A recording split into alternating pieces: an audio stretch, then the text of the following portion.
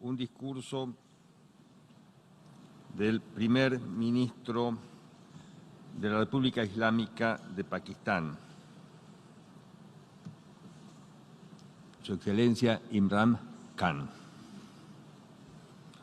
Pido protocolo que acompañe a Su Excelencia.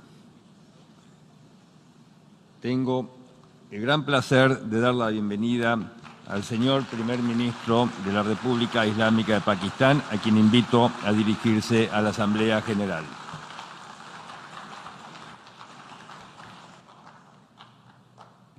Bismillah ar-Rahman ar-Rahim.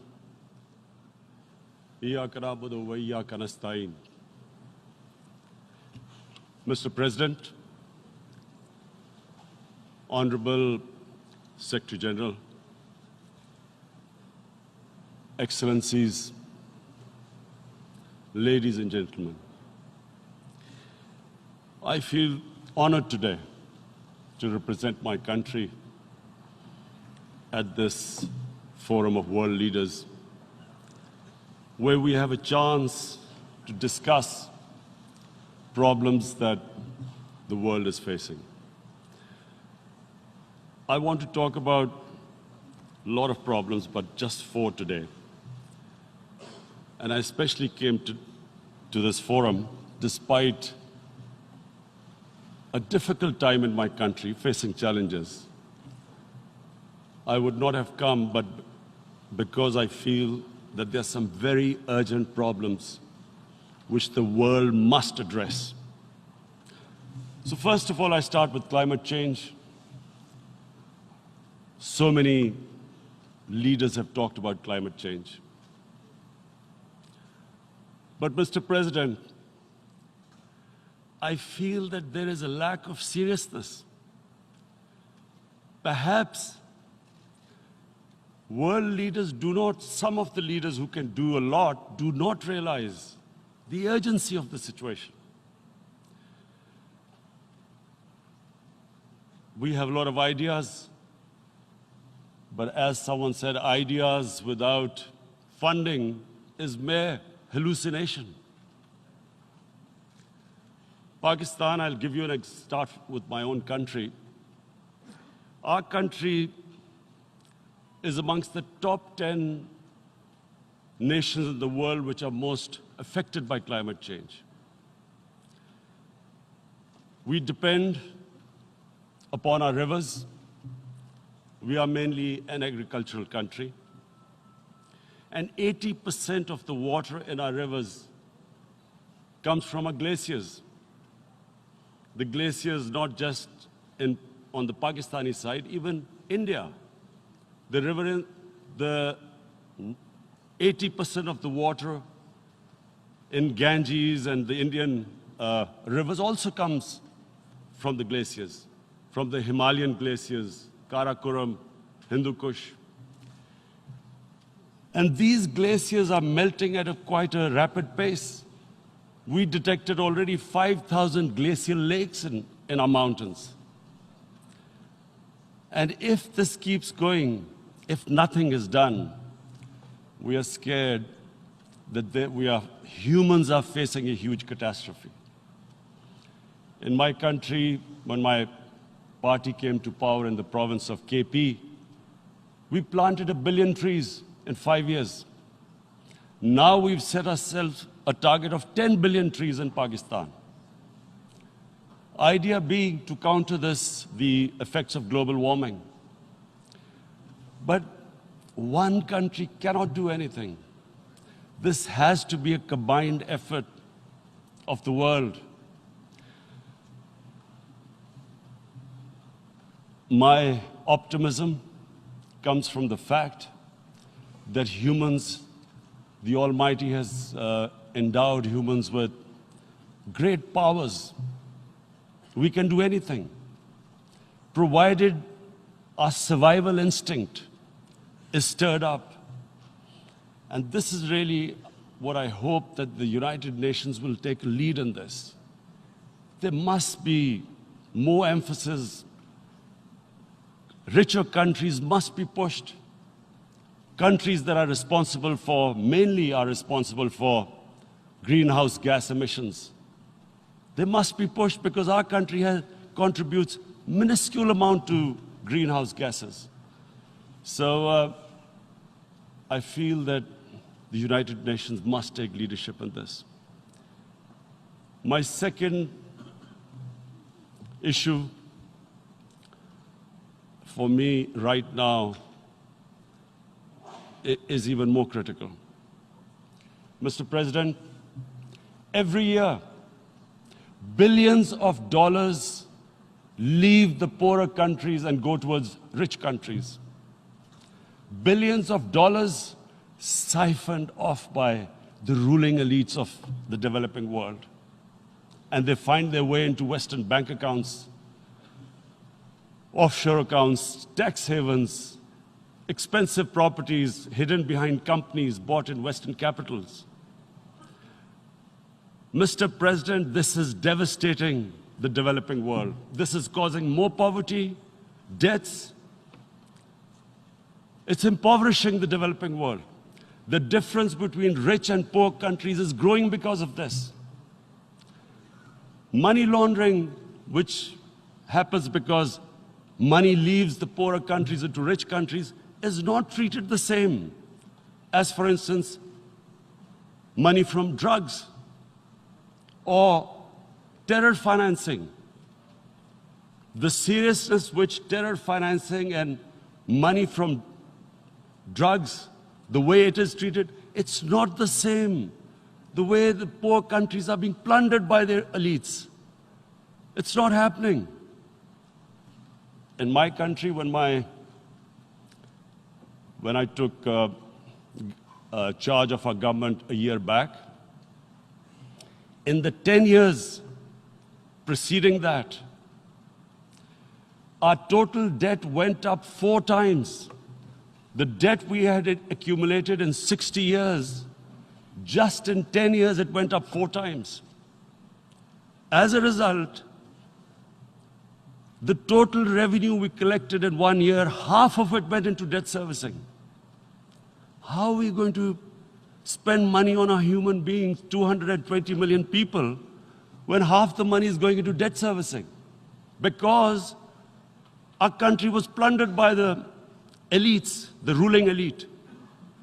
And easily they could get the money out. And when, Mr. President, we located properties in Western capitals bought by this money through corruption and money laundering, located the properties of these corrupt leaders, we find it so difficult to retrieve it. That money, if we retrieved that money, we could spend on our human beings. But it's so difficult. The laws protecting these criminals. We do not have the sort of money to have expensive lawyers and spend millions and millions of dollars. We need help from the rich countries. And Mr. President, it's critical. The rich countries must show political will. They cannot allow this to happen. How can the poor countries spend money on human development, which the United Nations asks, SDG? How are we going to do it when this money can easily leave our countries? So, unless the rich countries intend to build walls to stop economic refugees coming as we see right now, they must take action. They must take action now. It must be a deterrent. Corrupt ruling elites should not be able to take money out easily and park it into foreign bank accounts and into these properties abroad. And I never understand why. Why do we have these tax havens? Why is this allowed? Why shouldn't rich people pay taxes? Why is it legal to have these tax havens where you have these secret accounts? Because, the world is changing. The population of the world is growing. Sooner or later, you're going to have a crisis. If the poor get poorer and the rich get richer, there is going to be a crisis sooner or later. So this is my second point. I hope that the United Nations takes a lead in this. It involves the IMF, the World Bank, Asian Development Bank. They must find a way of stopping this plunder of the developing world. My third point is Islamophobia. There are 1.3 billion Muslims in this world. There are millions of Muslims living in other countries, European countries, in the US, as minorities. Islamophobia, since 9/11, has grown at a pace where it is alarming. Human communities live together. There should be understanding amongst them. But Islamophobia is creating a division.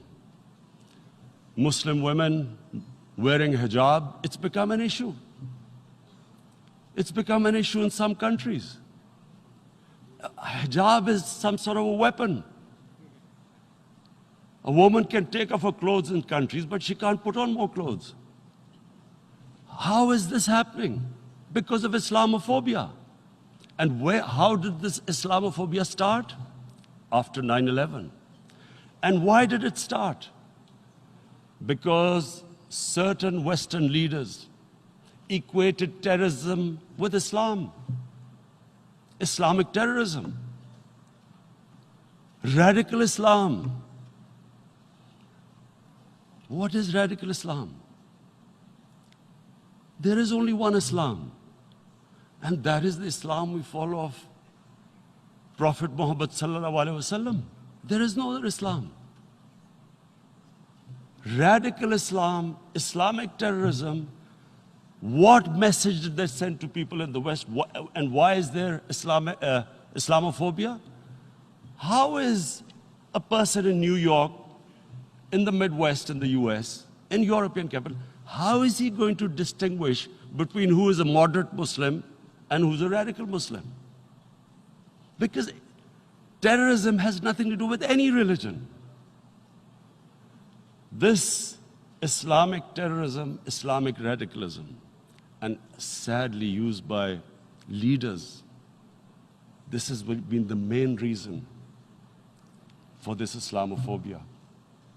And it has caused pain amongst Muslims. We in Muslim countries watch this Islamophobia traveling abroad, and it's getting worse. And may I just say, Mr. President, that in European countries, it is marginalizing Muslim communities. And we all know that marginalization leads to radicalization. Some of the people who ended up as militants in Syria and other places were from marginalized Muslim communities. And my point here is that we must address this issue. I'm sad to say that we Muslim leaders have not addressed this issue either. After 9/11, when this thing came about war against radical Islam, rather than Muslim leaders trying to explain to the West that there is no such thing as radical Islam, in all human communities, they are radicals. They're liberals and rest are moderate. All human communities, Christians, Jews, everyone has it. But Islam is not radical, neither Judaism, neither Christianity, neither Hinduism. No religion preaches radicalism. The basis of all religion is compassion and justice, which differentiates us from the animal kingdom. But unfortunately, the Muslim leadership was so scared of being called radical Islam that all of them became moderates. In Pakistan, we were in the eye of the storm, and our government coined a phrase called enlightened moderation. No one knows what it meant. But everyone started putting on Western suits that they were moderates, started speaking. Even those who didn't know English would speak English because they were moderates. No one had a clue what it was. Because we, in the Muslim world, did not explain to the West that there is no such thing as radical Islam. One of the reasons why after 9/11, Islam was supposed to be equated with terrorism was suicide attacks. Because the 9/11 bombers did a suicide attack, all sorts of theories came up that the Muslims are involved in suicide attacks because they will get virgin in heavens. Some came up with, what about women, suicide attackers? So this bizarre thing happened. No one explained. Suicide attacks and Islam were equated. No one did research that before 9/11, the majority of suicide attacks in the world were by Tamil tigers, who were Hindus. No one blamed Hinduism, and quite rightly. What has Hinduism got to do with what desperate people were doing in Sri Lanka? We all know about, we've seen films about Japanese kamikaze pilots at the end of the Second World War doing suicide attacks. No one blamed the religion. But here we were trying to prove we were moderates and not explaining to the West. But the most important thing I wanted to say here today, in explaining this Islamophobia, Mr. President, and I feel it's very important because I've spent, because of, I played professional sport in England, I spent a lot of time there. So I know how the Western mind works and how West views religion. So where the misunderstanding about Islam came. And one of the reasons it caused Islamophobia. That was, in 1989, this book was published, maligning, insulting, ridiculing our Prophet Muhammad sallallahu alaihi wasallam. And there was a reaction in the Muslim world. The West couldn't understand what was the problem. Because in the West, because I have spent so much time in the West, religion is perceived completely differently. They don't look upon religion like we do. And so, Islam was supposed to be an intolerant religion. It was against freedom of expression. And Islam took a real beating 30 years ago. I still remember it became a watershed. And every 2 or 3 years, someone would malign our Prophet, peace be upon him. There would be a reaction by the Muslims. And again, it was Islam, an intolerant religion. Again, this time, I blame a certain section of the people in the West who deliberately provoked this, knowing the impact it would have. But the majority of the people in the West didn't understand. This is where, again, Muslim leadership let the Muslims down. We should have explained to them what our Prophet, peace be upon him, means to us. So in 1 minute, I'll try and explain what he means to us. Our Prophet was the witness to the divine book, the Holy Quran. The Holy Quran is the book of guidance for Muslims, and the Prophet's life was living the Quran. He was an example of what the Quran guided us to be. So he is the ideal we all try to get to. The Prophet created the state of Medina, the first state in Islam. That state was the basis of a Muslim civilization which became the predominant civilization for the next 700 years. And what was that state? I hear such strange things about Islam, that it is against women, it's against minorities. The first state of Islam in Medina, it was the first time a welfare state was set up. The state took responsibility of the weak, widows, orphans, poor people, handicapped. It taxed the rich, spent the money on the poor. The state announced that all human beings are children of Adam, hence equal, whatever the color of their skin. the state announced, the Prophet announced that, and slavery, the whole system depended on slavery as it did for many years in the Western societies. The Prophet said that one of the greatest deeds is to free a slave. But because the society depended on slavery, he said, but if you have to treat them as an equal member of the family.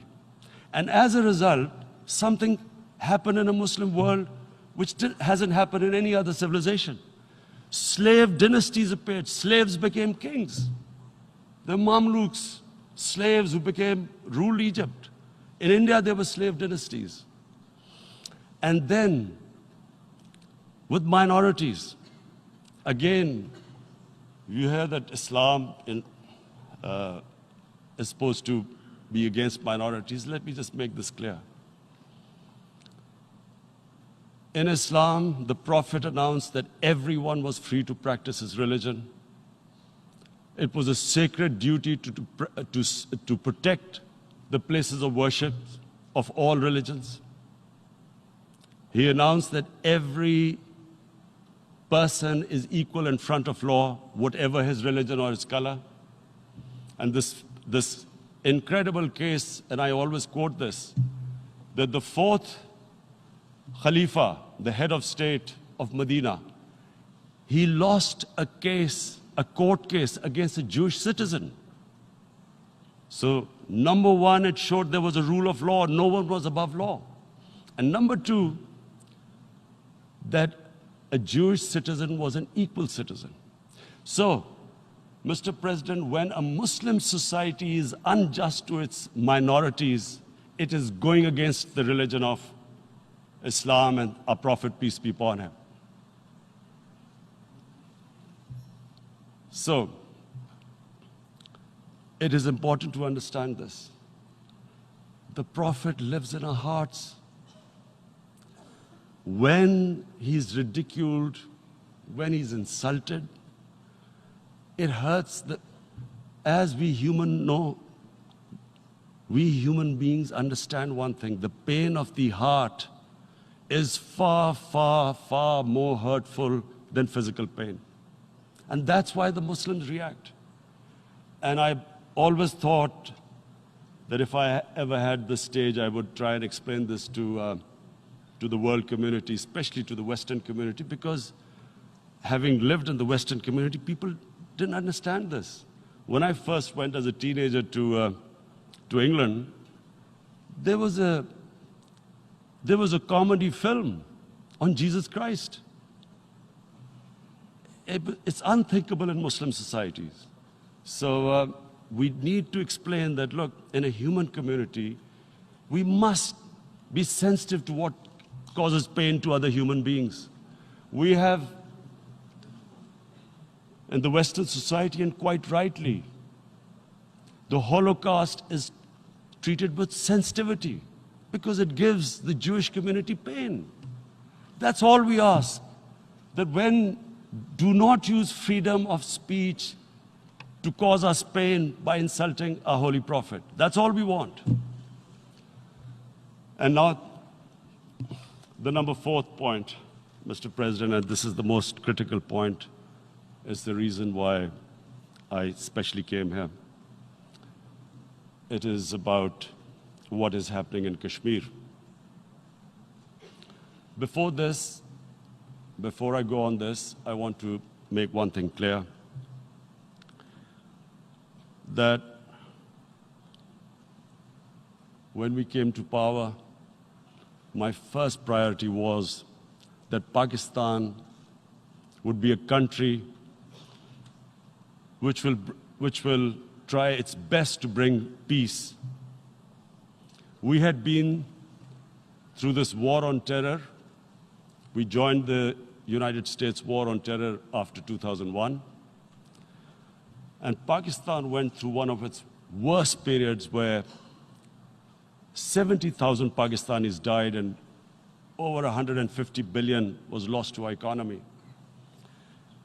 And Mr. President, I opposed the war because in the 80s, Pakistan had joined the Western countries in what was the freedom struggle then in Afghanistan against the Soviets. And it was funded by the Western countries. These Mujahideen groups, which were treated in guerrilla warfare,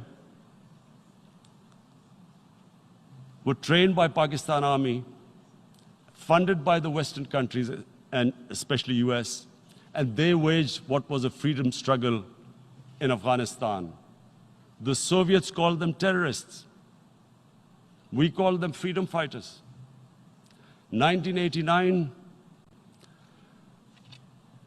the Soviets retreated. The Americans packed up and left. Pakistan was left with these groups.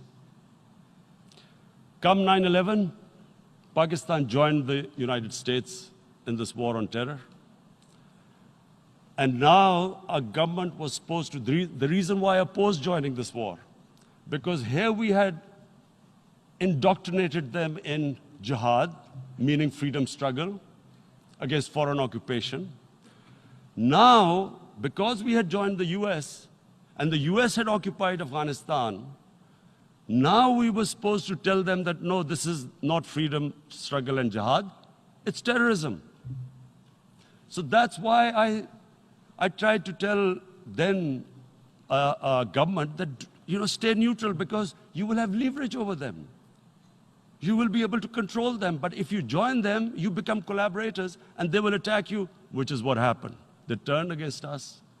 We went through a nightmare. 70,000 people killed in a war we had nothing to do with. No Pakistani was involved in 9/11. Taliban were in Afghanistan. Al-Qaeda was in Afghanistan. What had we to do with it? 70,000 Pakistanis died. So when we came to power, we decided that we would dismantle what was left of these groups. And this decision was taken not just by us, but by all the political parties in Pakistan. Unfortunately, they didn't implement it. So we came to power, we decided to implement it, and we dismantled whatever was left of the groups. And I know that India keeps accusing us that there are these groups there. I would like the United Nations to send observers, see for themselves what we've done. No Pakistani government would have dared to do this because it would have created strife. But we decided that there would be no militant organizations in Pakistan. So I need to give you this background and to what I'm going to say later on. And secondly, we started mending fences. I invited the Afghan president. We developed a relationship with Afghanistan. We had problems with Iran. We mended fences there. And then India. Now let me just give you a little background about my relationship with India. Because of cricket, and cricket being it's a passion in the subcontinent, I had great following in India. I have friends in India, and I loved going to India. So immediately, when my party came to power, the first thing we did was to immediately reach out to India. And I spoke to President Modi, and I said, look, we have similar problems. Climate change, poverty, let's get together. Let's resolve our differences through trade. Let's build a relationship on trust. Prime Minister Modi told me that, there were terrorist attacks from Pakistan. I said, we have problems with you. There are terrorist attacks which we know are instigated by India in Balochistan. We caught a spy, Kulbhushan Yadav, who admitted what the sabotage going on in Karachi and Balochistan. So we said, look, let's leave that behind. Let's move forward. Our main priority should be our people. The highest number of poor people live in the Indian subcontinent. Unfortunately, didn't make any headways. Our foreign ministers were supposed to meet on this in the UNGA last year. India canceled it. We thought that it's their election coming up. It's a nationalist, ultra-nationalist party. it doesn't want to cozy up to Pakistan. So we thought, okay, we'll wait till the elections. Meanwhile, a 20-year-old Kashmiri boy, whose father said was radicalized by the security forces in Kashmir, blew himself up on an Indian convoy. Immediately, India blamed us. I spoke to the Indian public on television. I said, if you give us any iota of proof, we will immediately take action, because we've clamped down on these groups. Rather than sending us any proofs, they sent their jets in, they bombed us. We retaliated. A jet, 2 of their planes were shot down, 1 pilot bailed out in Pakistan. We immediately returned the pilot, saying that, look, we do not want any escalation. Rather than taking that as a peace gesture, the entire campaign, almost the entire campaign of Mr. Modi in the election was how he had taught Pakistan a lesson that jets had killed 350 terrorists. Complete lie. They had just killed about 10 trees of ours, which was quite painful given that, we are growing all these trees. He then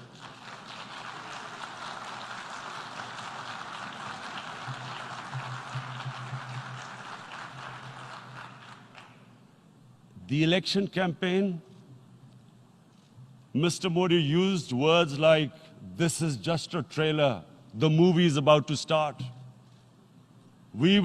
I went into Pakistan and taught them a lesson. This was the election campaign. Okay, so we thought, us politicians make all these statements to win elections. So, okay, after elections, we'll get back to our normal relationship. Well, the moment the elections ended, we approached India, no response, but then we discovered they were trying to push us in the FATF blacklist to bankrupt us. That's when we realized there was an agenda. And that agenda became obvious on the 5th August when India went against 11 United Nations Security Council resolutions, which say that Kashmir is a disputed territory and the people of Kashmir have the right of self-determination. They went against that. They went against Simla Accord, which is about bilateral, sorting out our differences through bilateral means, went against that. They actually went against the Indian Constitution. Illegally, they revoked Article 370, which gave Kashmir the special status. They got an extra 180,000 troops there. Total number of security forces in Kashmir now are 900,000. And they put 8 million people of Kashmir under curfew.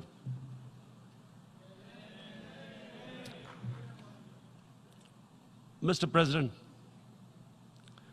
now I just briefly want to make the people understand, how can anyone do something like this? And for that, I have to explain to you what is RSS. RSS, Mr. Narendra Modi is a life member of RSS. RSS was an organization that was inspired by Adolf Hitler and Mussolini, came about in 1925. They believed in racial purity, racial superiority. They also believed they were an Aryan race like the Nazi believed they were an Aryan race. All that I'm saying can be verified. This is the time of information revolution. You can Google all this, what I'm saying. But it is very important for me to explain this to you so you know what is happening in India. This RSS believed in the ethnic cleansing of Muslims from India.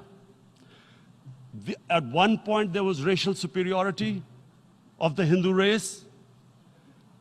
Secondly, it was hatred for the Muslims and for the Christians, because they believed that this golden age of Hindu civilization was stopped because of Muslim rule centuries back and then the British rule of India.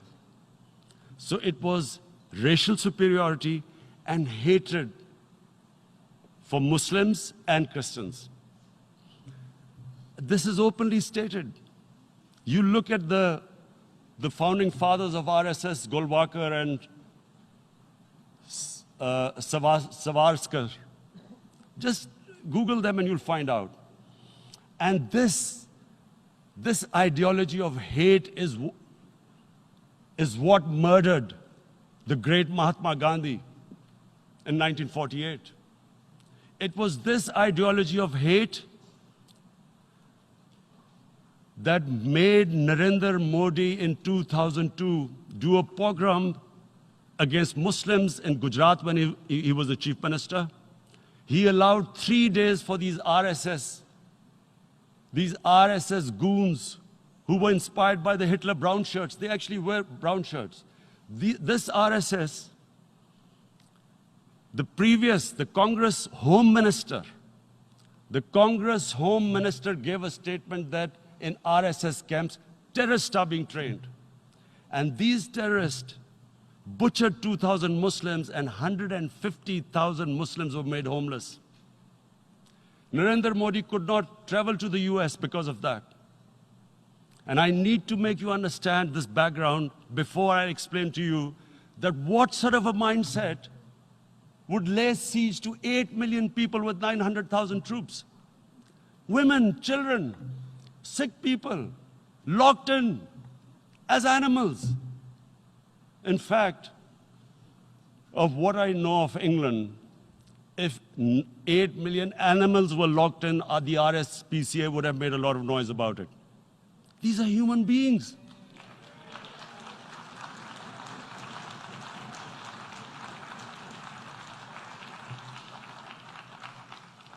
And Mr. President, what comes with racial superiority, these illusions of Aryan superior race, is arrogance.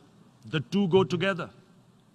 And it's arrogance that makes people make mistakes and do stupid things. Cruel things like what Narendra Modi has done. It's sheer arrogance. And it's arrogance that has blinded him from the fact that what is going to happen when the curfew is lifted? Has he thought about it? This hasn't been thought through. What is he going to do when he lifts the curfew? Does he think that people of Kashmir will quietly accept the status quo because India has changed the constitution and taken away the special status? They'll accept that?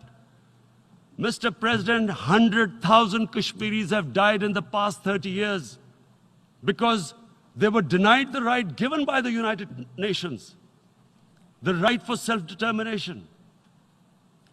100,000 have died and 11,000 women have been raped.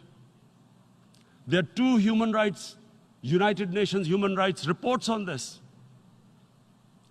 The world hasn't done anything because India is a huge market, 1.2 billion people.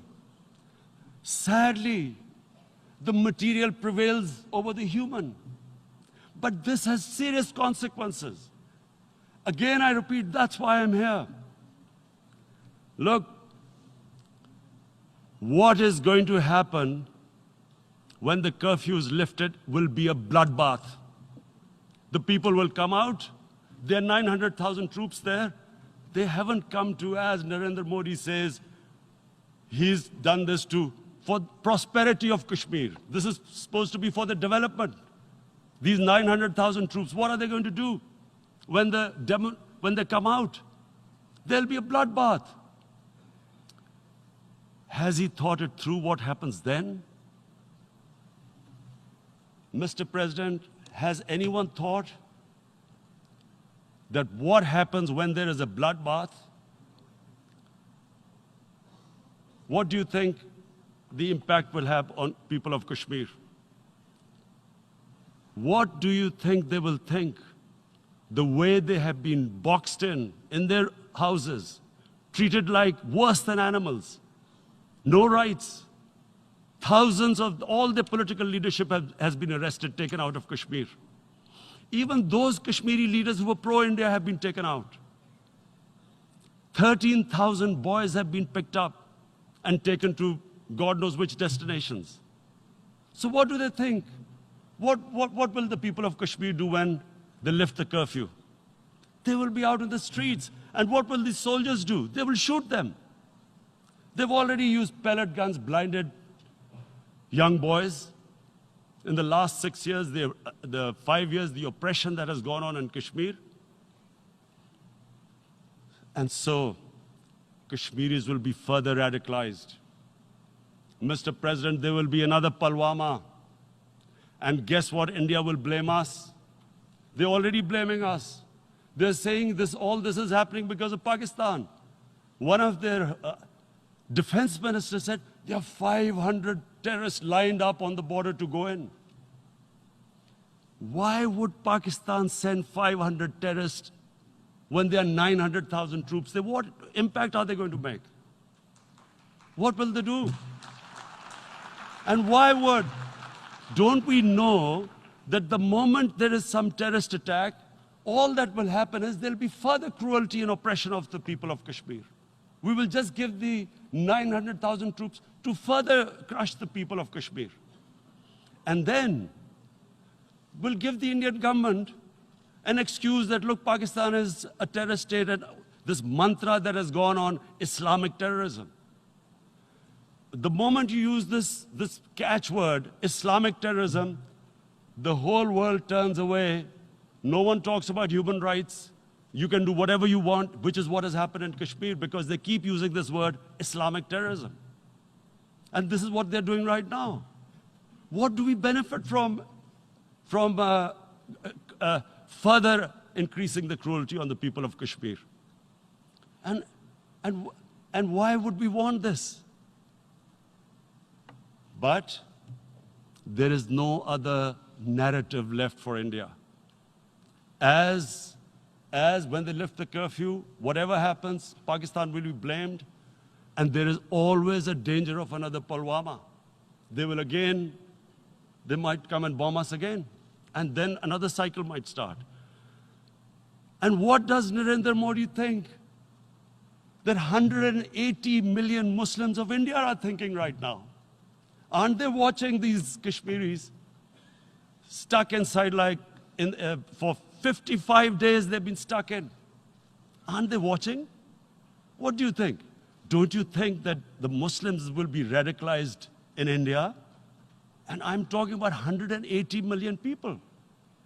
And when they get radicalized, there will be some incident in India somewhere down the line.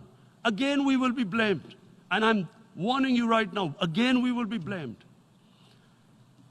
And Mr. President, what about 1.3 billion Muslims who are watching this? And they know that it is only happening in Kashmir because they're Kashmiri Muslims. This is not happening to Kashmiri Hindus. They know that this is happening because of their religion. So what do you think they will be thinking? What do you think the Jewish community would think if there were, forget 8,000 Jews stuck like this? What do you think Europeans would think? What do we think? I mean, any human community, if their members are stuck like that, what do you think they will think? Are we a children of a lesser God? Is it not going to cause us pain? And then I'll tell you what will happen. People will, in the 1.3 billion Muslims, someone will pick up arms. I know we've been brought up with films, Western films. This good, decent guy doesn't get justice. He decides to pick up a gun and start seeking justice. There was a film made in New York, famous film called Death Wish. This guy gets mugged by and his family, his wife gets killed or something. He can't get justice. He picks up a gun and he goes around shooting muggers. And the whole cinema cheers him on. So what do you think the Muslims are thinking right now? If there is a bloodbath, there will be Muslims becoming radicals, not because of Islam, but because of what they will see, that there's no justice when it comes to Muslims. There were Rohingya Muslims, Myanmar, who are, God knows, almost 1 million people out, ethnic cleansing. What was the response of the world community? So what do you think will be the response of 1.3 billion Muslims? I picture myself. I'm in Kashmir. I've been locked up for 55 days.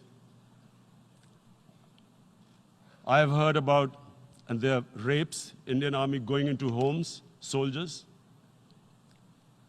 Would I want to live this humiliation? Would I want to live like that? I would pick up a gun.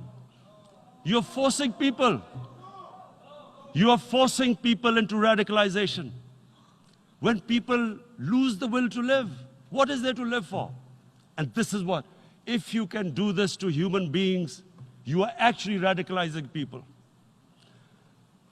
And so, Mr. President, I want to repeat here, this is one of the most critical times. There will be a reaction to this.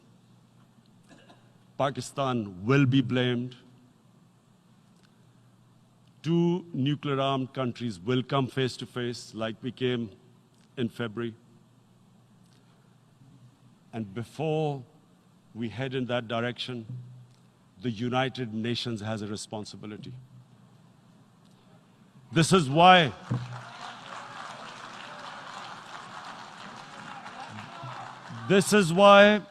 the United Nations came into being in 1945. You were supposed to stop this happening. I feel we are back to 1939, Munich. Czechoslovakia has been taken, annexed. What is the world community going to do? Is it going to appease a market of 1.2 billion, or is it going to stand up for justice and humanity?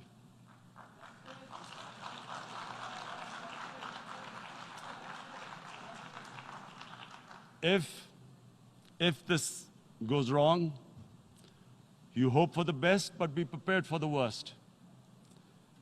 If a conventional war starts between the 2 countries, Mr. President, if a conventional war starts, and anything could happen, but supposing a country 7 times smaller than its neighbor is faced with the choice, either you surrender or you fight for your freedom till death, what will we do? I ask myself this question. And my belief is, La ilaha illallah, there is no God but one. And we will fight. And when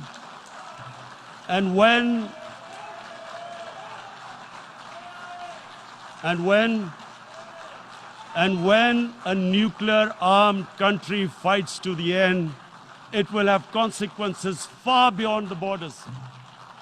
It will have consequences for the world, which is why I repeat I'm here. Because I'm warning you, it's not a threat, it's a